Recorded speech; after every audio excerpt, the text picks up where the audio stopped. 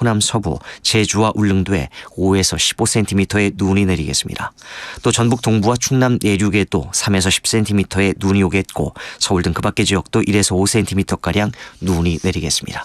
제1라디오 정오 종합뉴스였습니다. 아나운서 이재우였습니다. KBS.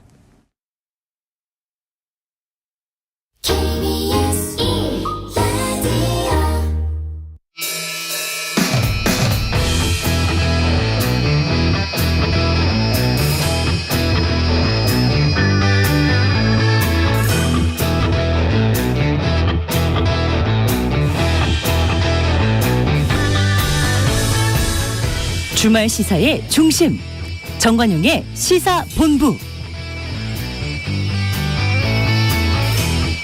여러분 안녕하십니까, 정관용입니다. 바야흐로 연말이죠. 요즘 대형 서점에 가보면 신년 다이어리가 매대에 줄지어서 주인을 기다리고 있고, 또 거리 곳곳마다 화려한 트리들이 등장해서 연말 분위기를 한껏 내고 있죠. 그런데요, 명동 성당 앞에 아주 특이한 트리가 있다고 합니다. 바로 블랙 트리인데요.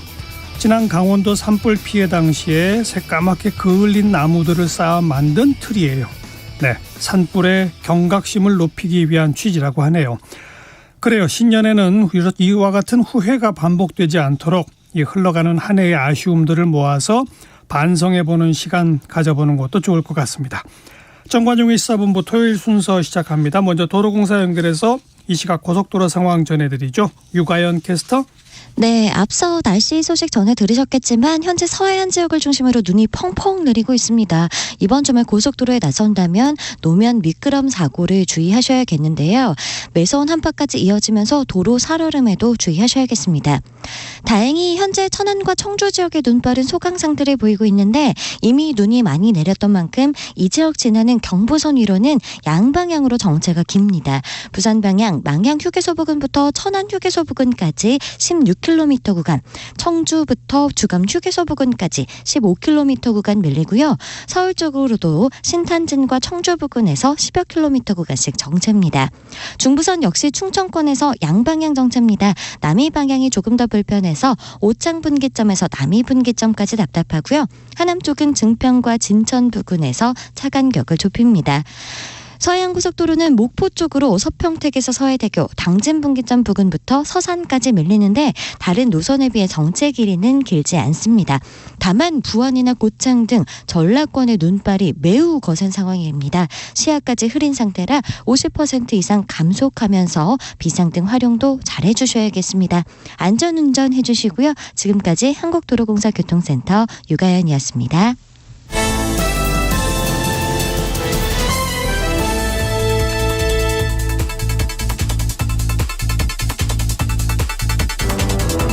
주간 뉴스 브리핑.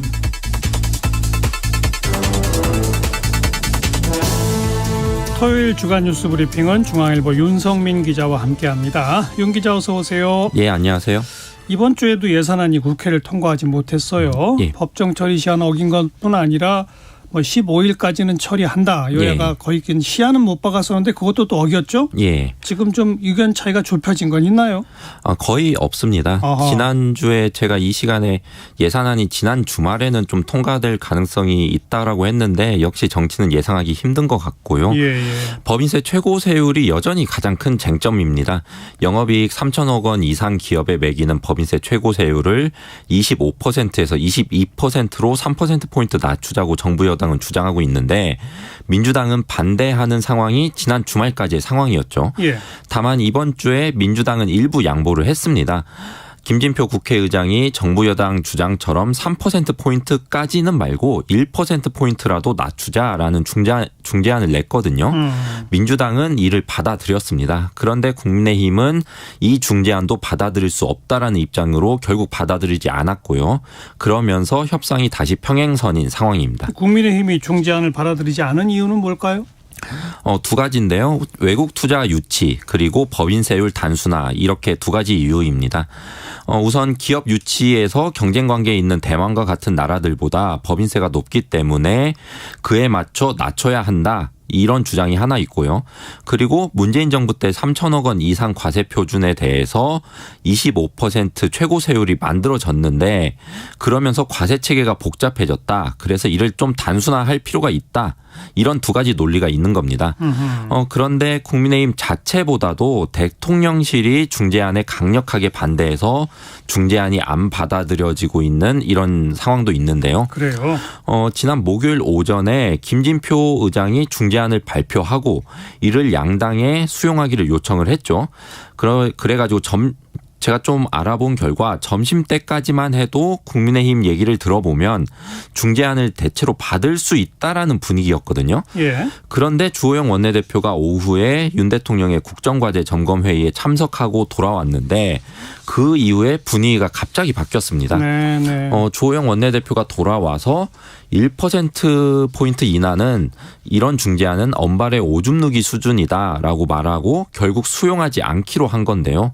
그러면서 대통령실의 중재안 불수용 의사가 굉장히 강하구나 이렇게 다들 짐작을 했던 겁니다. 바로 어제는 김문혜 대통령실 홍보수석이 부정적인 입장 공식적으로 또 밝혔잖아요. 예, 우리 기업이 높은 법인세 부담을 안고 글로벌 기업과 경쟁할 수 없다라고 말을 했는데요.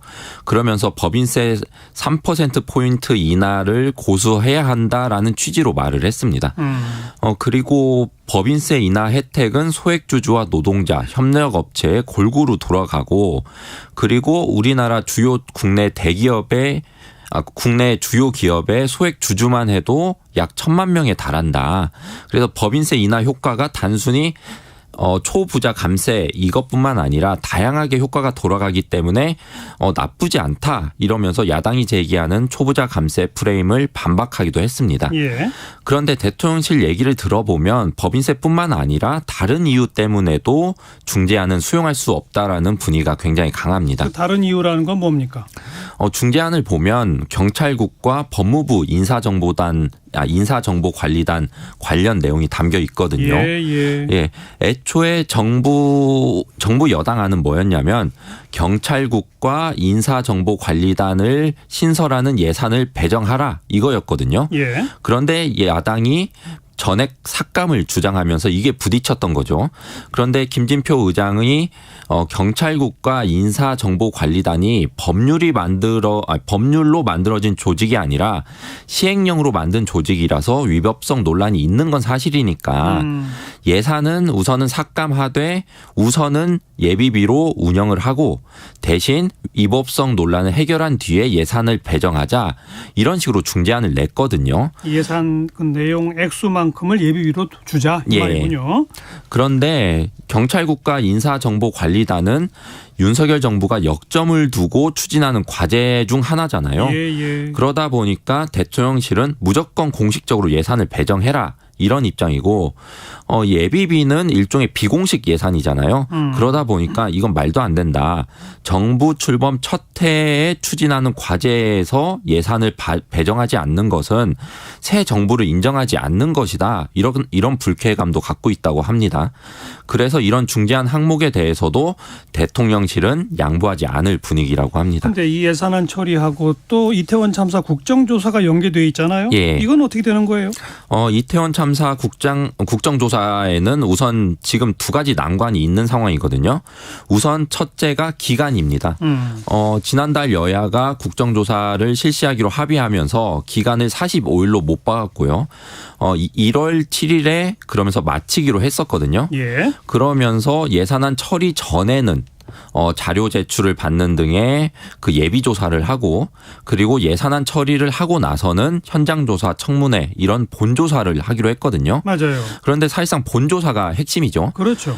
그런데 예산안 처리가 보르며 미뤄지면서 본조사 기간도 약 30일에서 한 20여일로 줄어든 상황이거든요. 그렇죠. 그리고 또 여기 하나 또 문제가 뭐냐면 여당 의원들이 국정조사 특위에서 사퇴해야 한다 이런 선언도 있었거든요. 예. 민주당이 이상민 행안부 장관 해임 건의안을 일방적으로 처리하면서 그에 대한 반발로 사퇴 선언을 한 건데요.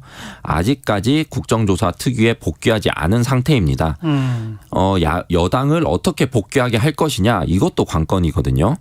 그런데 민주당 그 특위 민주당 소속의 어떤 특위 얘기를 들어보면 이 두 번째 문제, 이 복귀 문제는 크게 문제가 안 된다고 보고는 있어요. 왜요? 김교웅 의원이 민주당 특위 간사인데 좀 얘기를 들어보니까 국민의힘 위원들이 사퇴 선언을 했지 사퇴를 한 건 아니지 않냐 이렇게 아하. 말을 하더라고요. 그러니까 사실상 이게 실질적으로 사퇴한다 이것보다도 어떤 액션에 가깝다 이렇게 보는 건데 그리고 지금도 여당 간사인 이만희 의원과 긴밀히 소통을 하고 있다고 하더라고요. 그래서 예산안 처리가 되면 여당 의원들의 복귀는 당연한 수순이다. 이렇게 큰 문제가 아니다. 이렇게 보고는 있습니다. 그럼 그 첫 번째 문제인 국정조사 본조사 기간이 줄어든 거 이건 어떡합니까? 우선 민주당은 다음 주부터는 국정조사 무조건 시작한다. 이렇게 말을 하고 있습니다. 예산안 처리와 관계없이 국정조사 시작할 때니까 국민의힘은 빨리 들어와라. 이렇게 압박을 하고 있는 건데요. 그런데 국민의힘 입장에선 예산안 처리 전에 특위에 복귀하는 게 쉽지가 않습니다.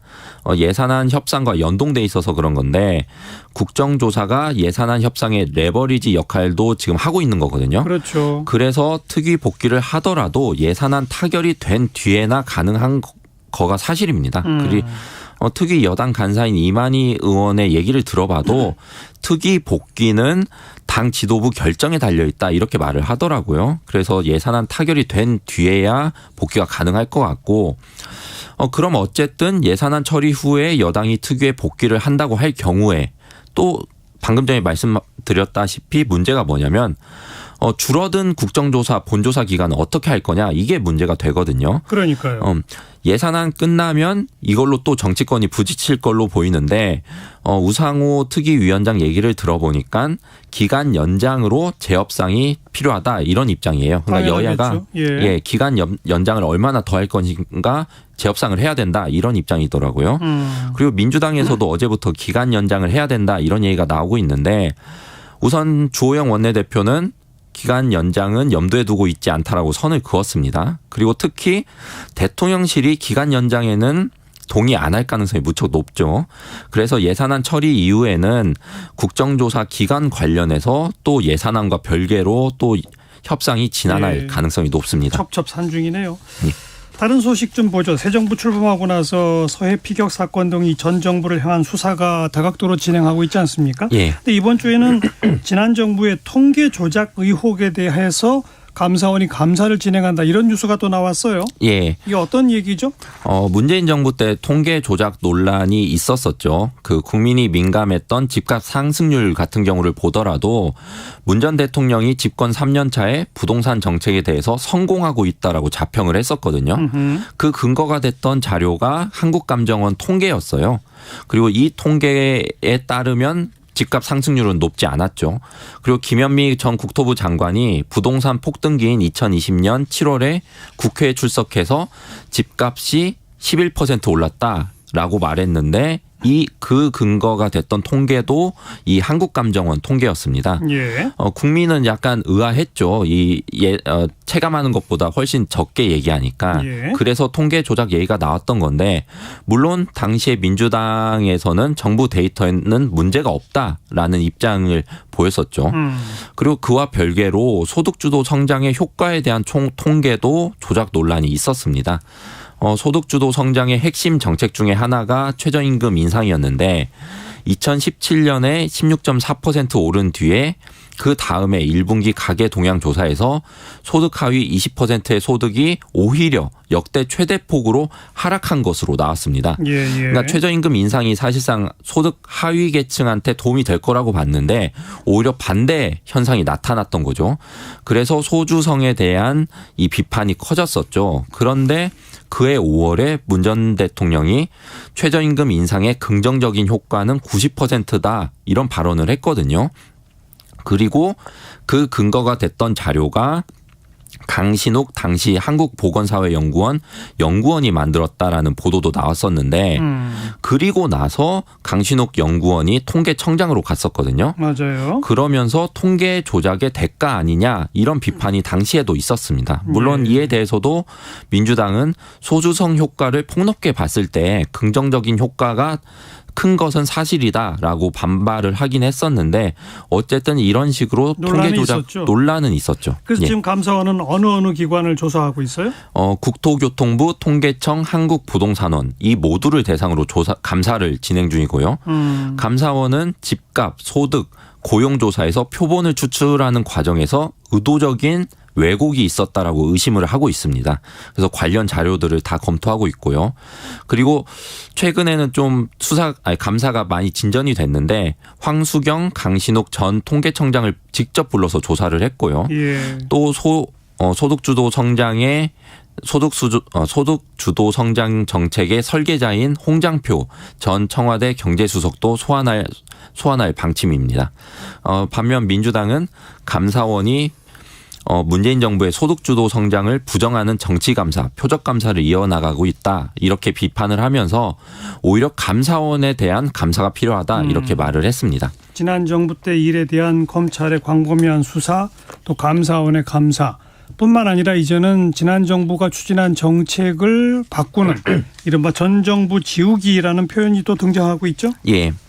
그러니까 이른바 문재인 케어 폐기와 52시간제 개편 때문인데요. 예. 건강보험 보장성 강화 정책인 문재인 케어는 문재인 정부 정책 중에 핵심 중에 핵심이었죠. 그런데 윤 대통령이 지난 화요일 국무회의에서 5년간 보장성 강화에 20조 원 넘게 쏟아부었다. 그런데 정부가 의료 남용 등을 방치하면서 그 부담이 국민에게 전가됐다 이렇게 말을 했어요. 사실상 문재인 케어를 비판한 거죠. 건강보험의 적용 범위를 확대하면서 MRI 촬영 등 불필요한 의료 행위가 많아졌고 그 결과 건강보험의 재정성이 악화돼서 여기에 세금이 투입되는 악순환이 계속되고 있다. 이게 윤 대통령의 주장이었습니다. 예. 그리고 윤석열 정부는 52시간제도 개편하려고 하고 있는데 윤 대통령은 국정과제 점검회의에서 노동개혁을 언급하면서 52시간제 유연화를 공식화했습니다.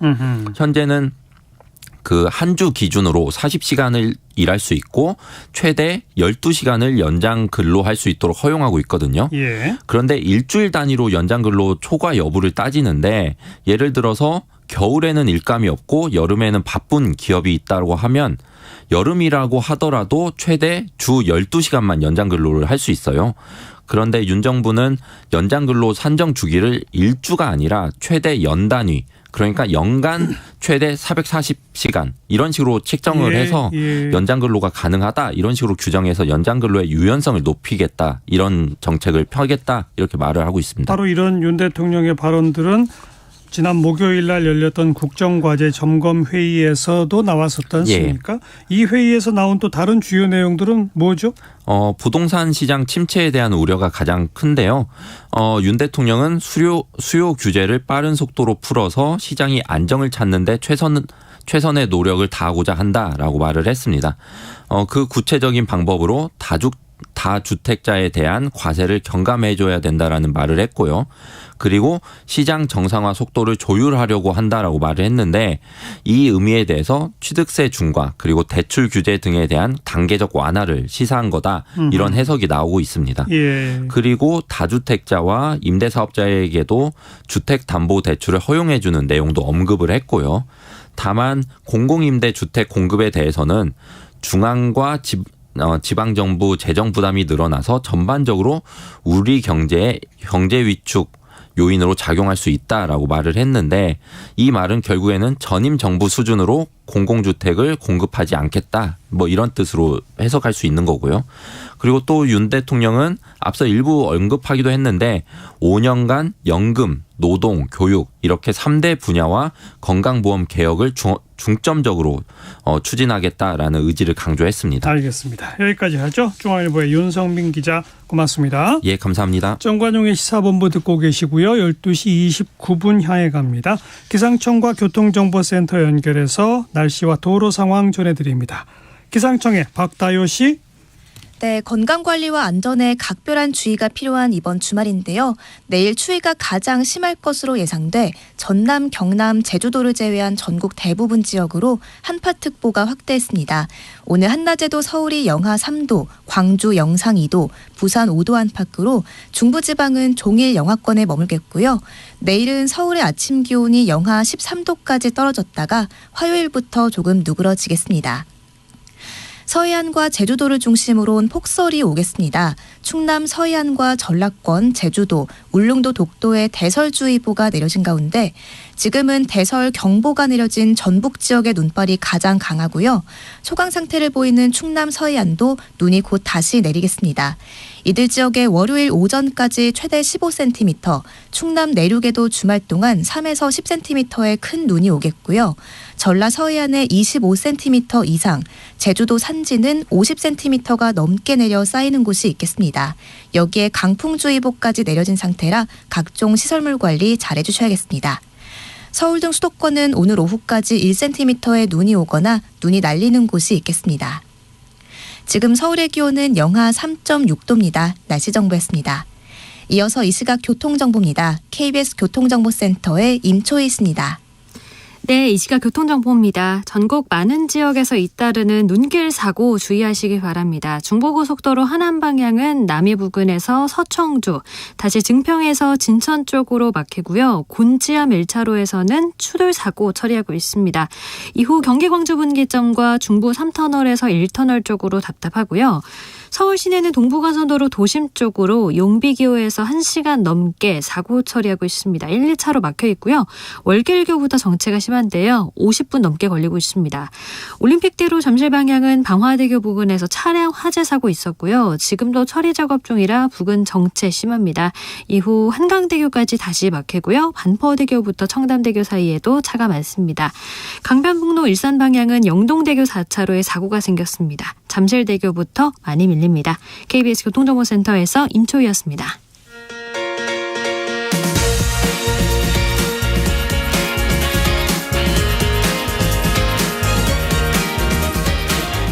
주말에도 쉬지 않는 뉴스 따라잡기. 주말 정오. 정관용의 시사본부. 전문가들로 구성된 미래노동시장연구회가 새 정부 노동개혁 권고안을 만들어서 정부에 권고했죠. 주 52시간제 개편 문제, 또 직무급제 확대 문제, 주휴수당 폐지, 또 노동시장 이중구조 해소 여러 가지 내용들이 있는데요. 그런데 벌써부터 노동자들을 중심으로 좀 비판의 목소리들이 나오고 있죠. 중앙대학교 사회학과 이병훈 교수 전화로 연결해서 자세한 얘기 들어보겠습니다. 이 교수님 안녕하세요. 네, 안녕하세요. 먼저 미래노동시장연구회가 어떤 조직이죠? 현 정부가 출범하면서 노동개혁을 좀 강력하게 추진하겠다라고 국정과제와 더불어서 밝힌 바 있는데요. 예. 노동개혁에 대해서 구체적인 추진 방안을 마련하기 위해서 전문가 중심으로 연구회를 구성했고요. 예. 지난 7월부터 활동해서 5개월 활동한 연구 보고서, 연구 권고안을 이제 밝힌 것으로 예. 이제 언론에 보도가 됐죠. 그 전문가들은 그럼 정부가 그냥 일방적으로 구성한 거죠? 예, 정부가 그 정책의 여러 가지 밑그림을 그린데 현 정부의 입장에 아무래도 좀 충실할 수 있는 그런 전문가를 구성한 걸로 볼 수가 있을 겁니다. 제가 조금 아까 소개한 것처럼 그 권고한 내용의 범위, 내용도 굉장히 방대하더라고요. 이병훈 교수께서는 여러 내용들 중에 뭐가 좀 특히 눈에 띄셨습니까? 근데 이번 여러 내용을 다루긴 했어도 예.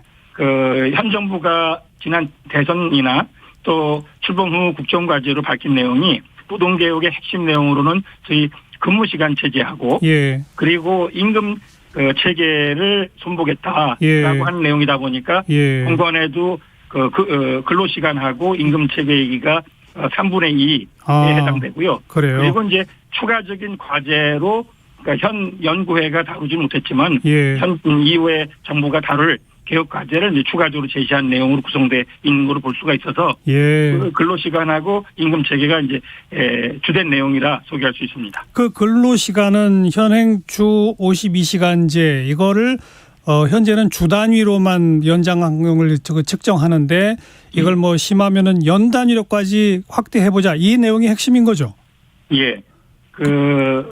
말씀드린 대로 지난 대선 과정에서 윤석열 당시 후보가 그리고 또 현 정부 집권 이후에는 국정과제로 강력하게 좀 제시했던 것이 근로시간이 너무 주상한 52시간을 적용하는 것이 경직돼 있다. 예. 해서 여러 특히 뭐 IT 벤처라든가 일부 업계의 여러 좀 고충이나 문제점으로 좀 수용하면서 예. 이 근로시간 특히 연장 근로에 대한 것을 좀 탄력적으로 운용한다라고 그 방향을 제시했던 내용을 이번에 구체적으로 권고안에 담고 있는데요. 예. 그 내용인즉은 주 상한이라는 얘기는 일주일에 맥시멈으로 연장 근로를 할 수 있는 시간이 12시간으로 제한되어 있습니다. 그렇죠. 그거를 이제 주 말고도 월 그리고 분기, 반기, 연 단위로 이제 좀 다원적으로 연장 근로를 좀 플렉서블하게 운영을 할 수 있도록 한 방안이다 보니까 예. 되면 어느 주에는 프로젝트나 아니면 연구 개발 아니면 그 사업의 어떤 필요성으로 좀 많은 일을 수행이 좀 필요하다라는 시기에는 주 52시간 대신에 더 많은 근로를 할 수 있게끔 하는 그런 시기가 되면 상한제 빗장을 열어주는 그런 개편 방안으로 제시가 된 겁니다. 그래서 단도직입적으로 더 많은 시간을 하면 최대 주 몇 시간까지 일할 수 있게 되는 겁니까? 아주 바쁜 철 같은 경우에. 예, 뭐 여러 언론을 통해서 이미 밝혀지고 있는데요. 최대 69시간. 그러니까 하루에 14시간을 일하는 셈이죠. 주 5일 근무를 전제로 한다면은 하다 보니까 8시간에서 6시간이 더 일하는 그런 어떻게 보면 좀 과중한 근로를 하게 되는 셈이 아닌가라고 하는 이제 여러 가지 비판이나 우려의 지적들이 나오고 있는 거죠. 예. 이게 그러니까 항상 이 문제 나올 때마다 뭐 최대 69시간 일한다면은 아니 주 52일째 뭐하러 하냐. 이건 주 52일째 도입 자체를 부정하는 거라는 의견이 한편에서 나오고 또 한편에서는 1년 중에 예를 들어 뭐 아이스크림 업체처럼 여름철에만 바쁜데 이런 데는 지금 그렇게 여름철에 확 몰아서 일하고 겨울에는 휴가도 왕창 주고 이래야 되는 거 아니냐. 양론이 있거든요. 어떻게 보세요? 예. 이 노사 간의 근로시간 길이를 두고서는 늘 좀 이런 말씀하셨듯이 쟁점이 있어 왔고요. 예. 그런데 제 개인 의견을 좀 밝히자면은 아직까지 우리나라의 근로시간이 OECD에서도 제일 많이 일하는 나라 중에 하나입니다. 그렇죠. 그래서 지난해 2021년 기준으로도 1900시간대를 넘는 걸로 해서 OECD 평균에 비해서 한 220시간, 5주를 더 일하는 나라거든요. 그런데 유연성을 좀 확보한다, 보장한다는 취지로 주 상한의 빗장을 좀 열게 되면은 혹시라도 오히려 이 장시간 노동을 좀 줄여나가야 될 우리나라의 어떤 개혁 방향이 많이 좀 흐트러지고 오히려 좀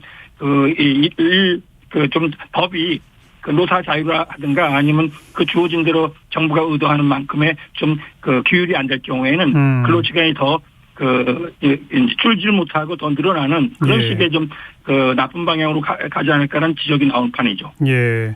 그러니까 연 단위의 장시간 노동을 줄여나가는 게 큰 방향에서의 목표인데 그 방향에 역행할 우려가 크다 이 말씀이군요. 예, 그런 점이 노동계가 가장 크게 반발하는 양노총을 비롯해서 이미 노동계가 강력한 비판의 목소리를 좀 내다 보니까 이미 좀 언론상에는 이번 개혁안을 두고 논란이 좀 펼쳐지는 것 같습니다. 그러니까 유연성을 좀 주더라도 폭은 최소화해야 한다 이런 말씀이겠군요.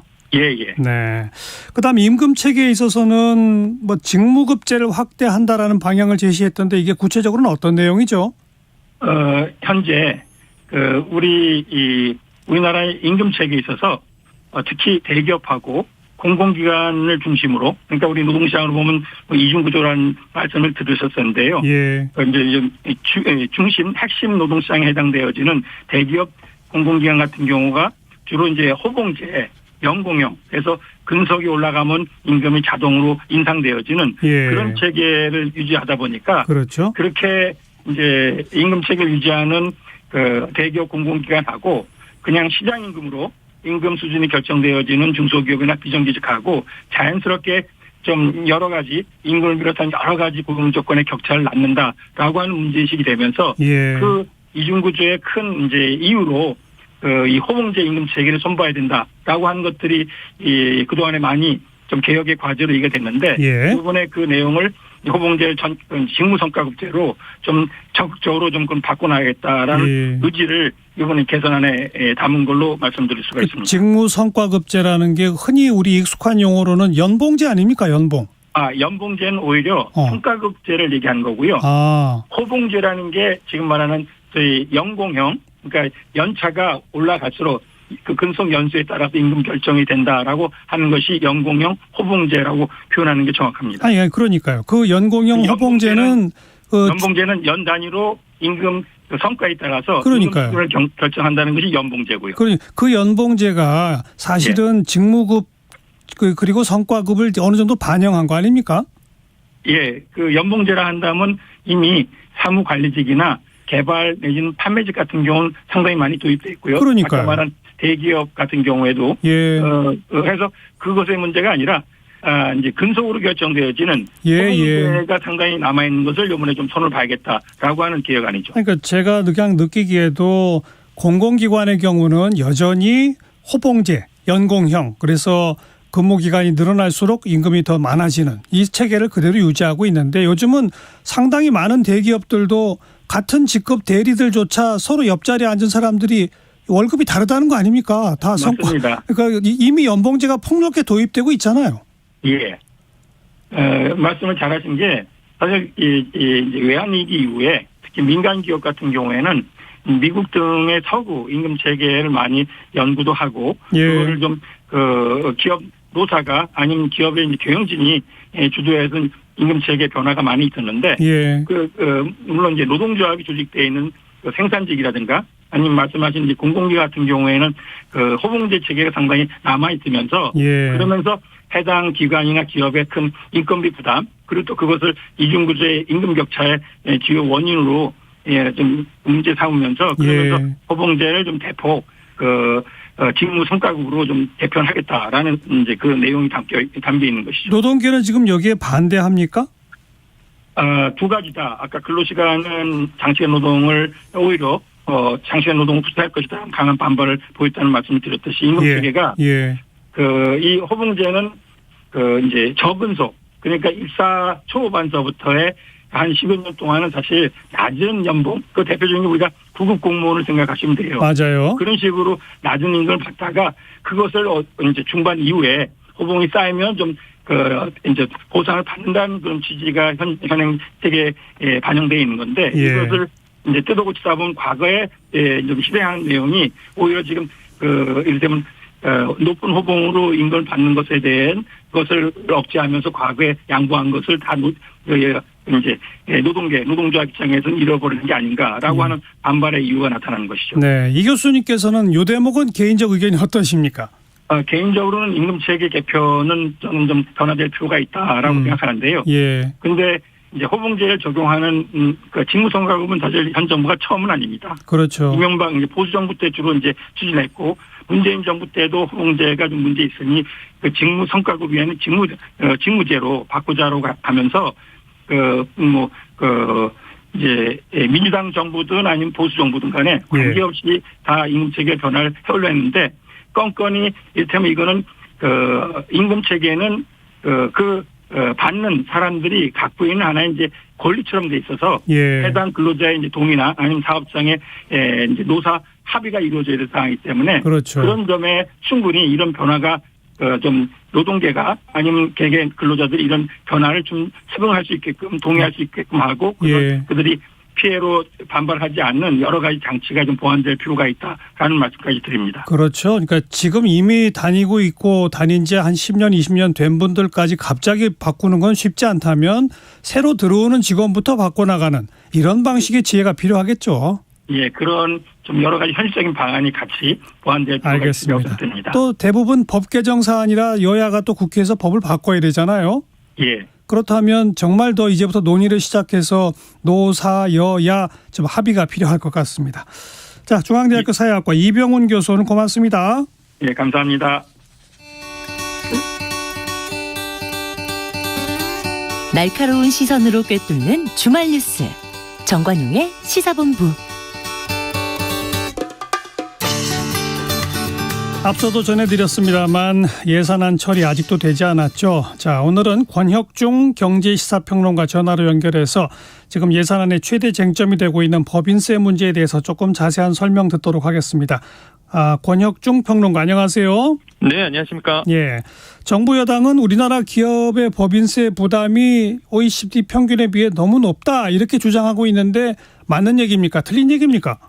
예, 일단은 답부터 말씀드리면 최고세율로만 본다 그러면 OECD 회원국 중에서 이제 높은 포지션은 맞긴 맞습니다. 왜 그러냐면 우리나라의 이제 최고세율을 본다 그러면 이제 25%거든요. 지방세까지 하면은 27.5%인데 사실 이게 OECD 38개 회원국 중에서 9번째로 이제는 높은 것은 맞거든요. 그런데 근데 중요한 게 우리나라가 법인세가 높다. 그렇다고 해서 모든 법인들이 높은 세율을 적용한다라고 보기에는 최고세율로 보기에는 좀 어렵다는 거죠. 왜 그러냐면 이게 최고세율 같은 경우에는 이제는 다른 나라 같은 경우에는 이제는 우리나라처럼 이제 등급이 나눠져 있지 않습니다. 한마디로 단위 세율로 된 나라도 많고요. 그러다 보니까 이렇게 최고세율이 아니라 실제적으로 이제 실효세율로 봐야 된다라는 게 오히려 이제 적정성, 타당성이 있다라고 보시면 되겠는데 지금 최고세율인 25% 부과되는 기업 수가 100몇 개밖에 안 된다면서요?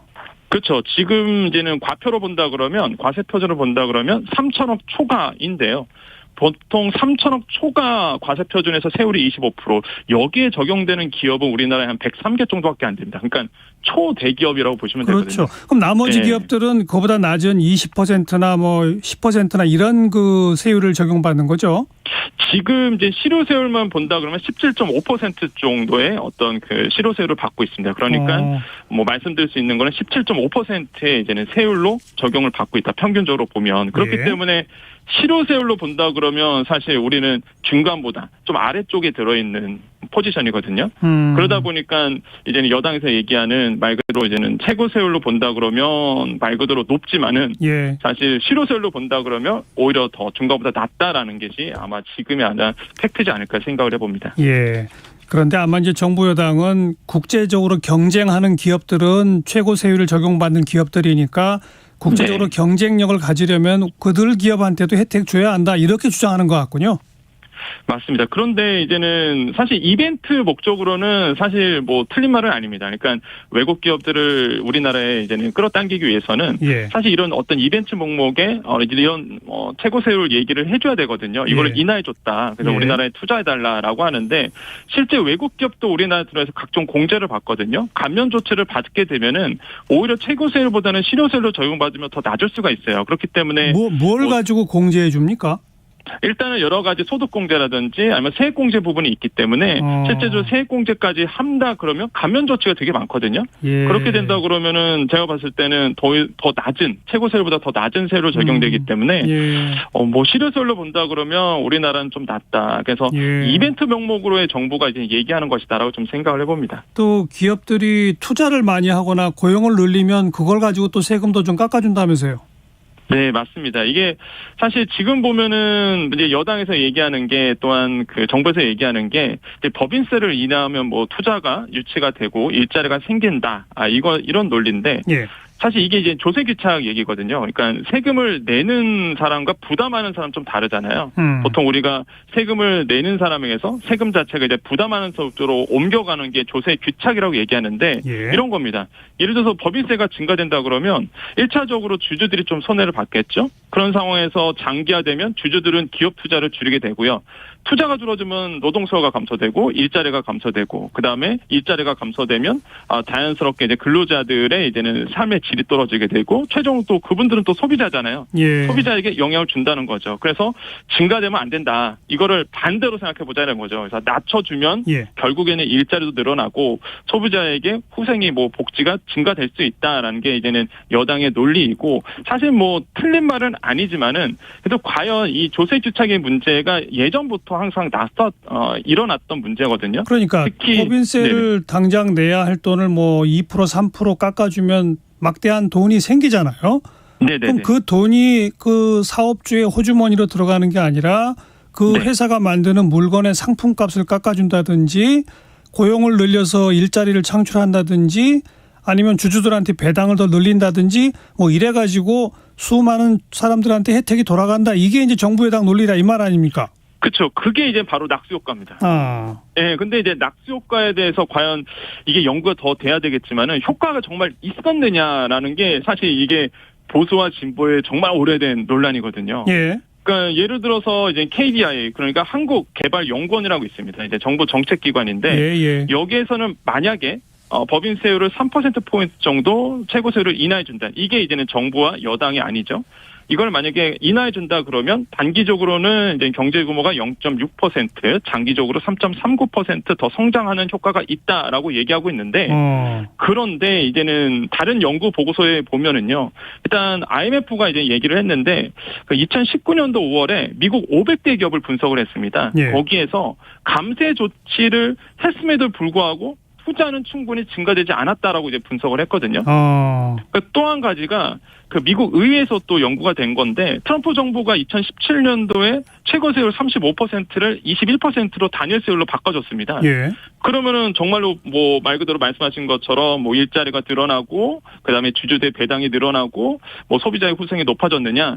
오히려 봤더니 기업과 초고소득층 감세에 따른 이익을 대부분을 차지했다. 그러니까 임금의 그 평균 임금은요 거의 오르지 않았다는 게 그 미 의회의 연구 보고서거든요. 그러다 보니까 낙수 효과가 있다 없다라고 봤을 때 지금의 어떤 트렌드는 사실 조금 부정하지 않나 이렇게 좀 생각을 해봅니다. 지금 또 야당은 주장하기를 이명박 정부 때 법인세를 깎아주었는데, 네네. 그때 법인세 깎아주면 투자 늘리고 고용 늘린다더니. 투자도 안 늘고 고용도 안 늘고 대신에 대기업들의 사내 유보금만 대폭 늘어나지 않았느냐 맞습니까?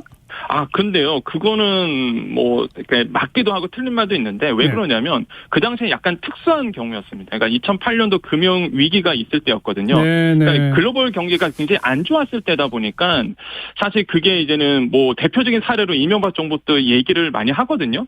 근데 팩트는 거시경제가 그렇게 좋지 않았기 때문에 사실 이명박 정부 이후에는 오히려 후생이 좀 증가된 부분이 있었거든요. 예. 그러다 보니까 뭐 이명박 정부 때를 항상 빗대어서 많은 분들이 얘기하시는데 그때는 좀 특수한 경우지 않았을까 저는 생각을 해봅니다. 근데 지금 또 많은 분들이 내년 세계 경제가 굉장히 안 좋을 거라고 그러지 않습니까? 맞습니다. 네. 내년 세계 경제가 굉장히 안 좋다는 게 그러면 2008년 금융위기 때 그때보다는 덜하다 이런 건가요 지금?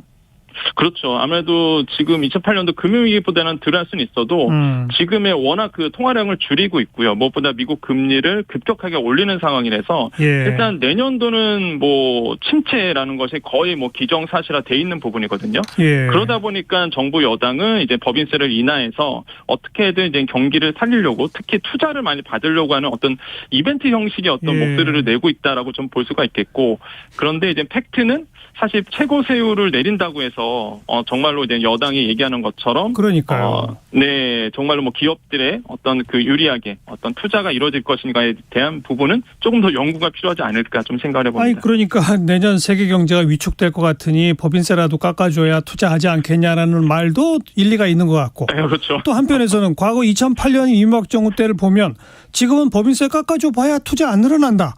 이 말도 또 맞는 것 같고.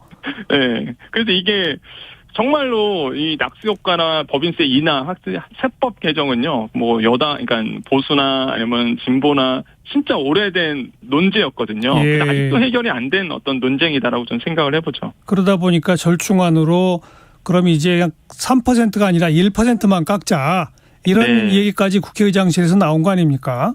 네, 맞습니다. 그래서 국회의장실에서 이제 중재안을 이제 좀 내놨다라고 보시면 되겠는데, 사실 저는 이제 중재안이 그 나온 부분에 대해서 어느 정도 이제 동의를 하는 부분이 있습니다. 그래서 민주당 의장이 중재안 냈던 거에 대해서 어느 정도 이제는 설득력이 저는 있다고 생각을 하거든요. 특히 이번에 그 쟁점이었죠. 뭐 행안부 이제 경찰국, 그다음에 법무부 인사관리단 예산 이 부분에 대해서도 이제 중재안에서 좀 얘기가 나왔었는데. 일단 예비비로 쓰도록 하자 이거 아닙니까? 그렇죠. 이제 예비비로 쓰자 이런 건데 이제는 그거에 대해서 이제는 받아들일 수가 없다. 이 야당이나 여당이나 똑같이 했거든요. 근데 저는 일단은 야당의 명분은 이런 거죠. 시행령 통치의 산물이라는 거죠. 이거를 만약에 예비비로 인정해주면 당연히 이거를 인정해주는 꼴이 되기 때문에 받아들일 수 없다라고 이제 얘기하고 있는 거고.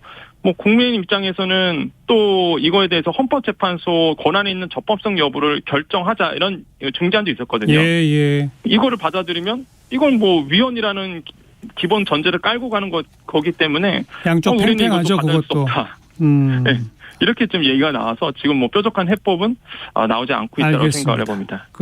경찰국하고 뭐 인사정보관 요거는 뭐 잘 모르겠고 법인세 부분은 오늘 설명 쭉 들어보니까 결국은 정치적 선택의 문제입니다. 네, 맞습니다. 그러니까 여야가 어떤 최종까지 좀 탄판을 지어주길 바라야 되겠네요. 오늘 고맙습니다. 네, 감사합니다. 예, 권혁중 경제시사평론가 이야기 들었습니다. 1부 마치고요. 잠시 후 1시 2부에 다시 뵙죠.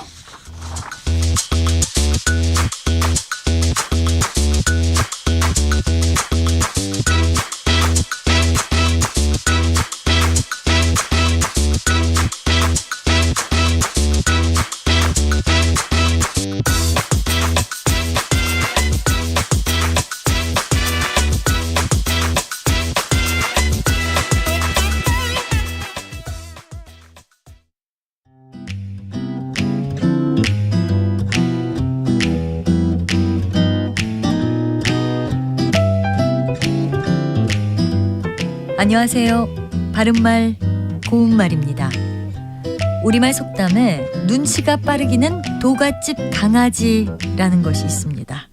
여기서 도갓집은 도가로 삼은 집을 말하는데요. 도가란 동업자들이 모여서 개나 장사에 대한 의논을 하는 집 또는 개나 굿 따위의 마을 일을 도맡아 하는 집을 뜻하는 한자어입니다. 도가에는 사람들이 많이 드나들게 마련이기 때문에 이 속담은 사람들이 많이 모여들어 나드는 도갓집 강아지처럼 사람의